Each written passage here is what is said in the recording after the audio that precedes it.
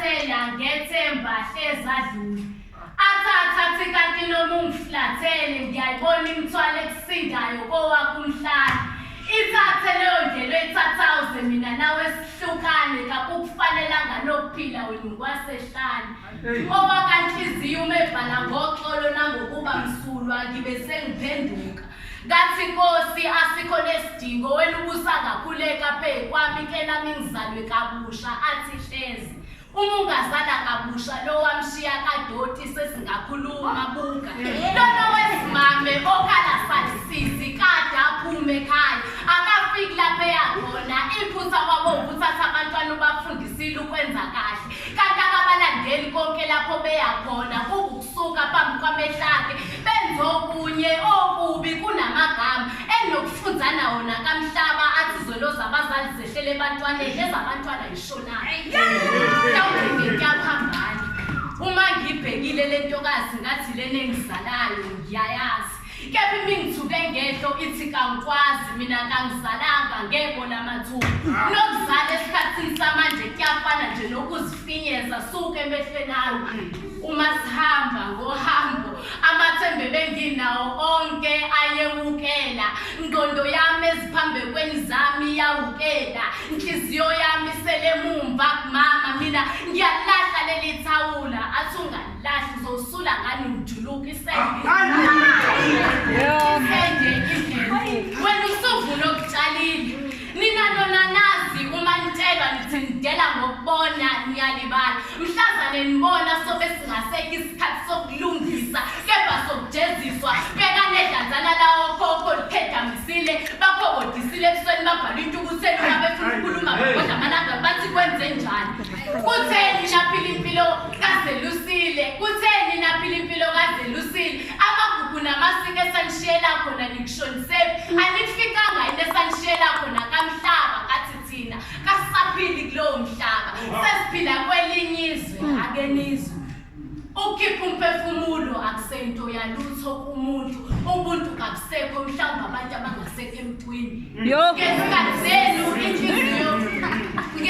zenu inhliziyo wesimame beyaziswa ngamagalelane kepha namhlanje izikhali zonke zibheke ngakubo maqeda abantwana baphenduka izinkedama kasibayoba yini ngoba bathe intandane ethi ngumakhosi wangunina thina siphila ngelithi umuntu ngumuntu ngokwakhe uma kumayabama abantwana umakhelwane kanindaba naye kanti nocela usuzu uyafana nje nobhuka emswaneni ngiphika noma lukhona iziyalo zabazali sishaya indiva uma sizibona siboma isidiva ziyasinda ngathi ungathatha leso naleso ebesihlohla ngamalungelo uma uqonde kanjela mnyama bathi thina njengomzili injabulo yesemthini bafika-ke abahlakaniphile basibukisa okwezivula basilethela abakubiza ngenhlupheko maqede kwaphenduka inhlupho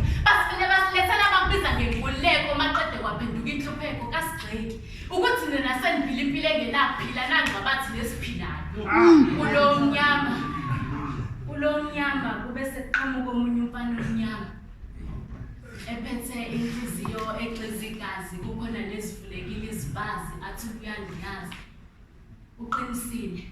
lona ngomunye wabafane ngabafaka enhlizweni ngokubadabukela uthando lungekho ngoba thina sesiphile esikhathini lapho sikhetha ukuhamba phezu kwandebeza izinhliziyo kasisivezeli ukuthina siseza bantu besifazane ngiyalibuza kepha ngathi ngiyasibeka kulungileke mina unembeza ngiyasibeka kunenhlangano yothando sethu kuba ngamalungu onayo naphikisayo uma besifaka endleleni izinqumo ezingaphusile siyazithatha sidlulele kwabanye sibashile ngiyathemba uma behlangene basibiza ngamathatha kulungileke akunamathali okuyihazelo nje enganika yona ukuthi mina nawe singene othandweni olulodwa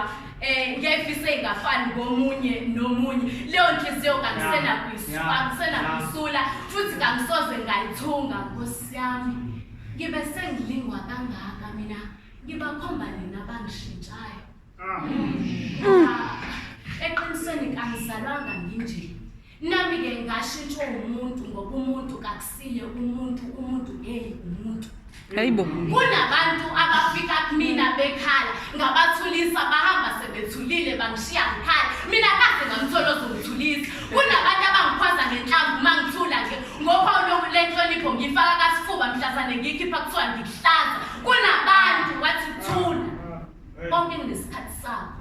Okwenzeke namhlanje ngokwesikhathi sakho. Make silale kusasa soqhubeka nendlela mbulweni.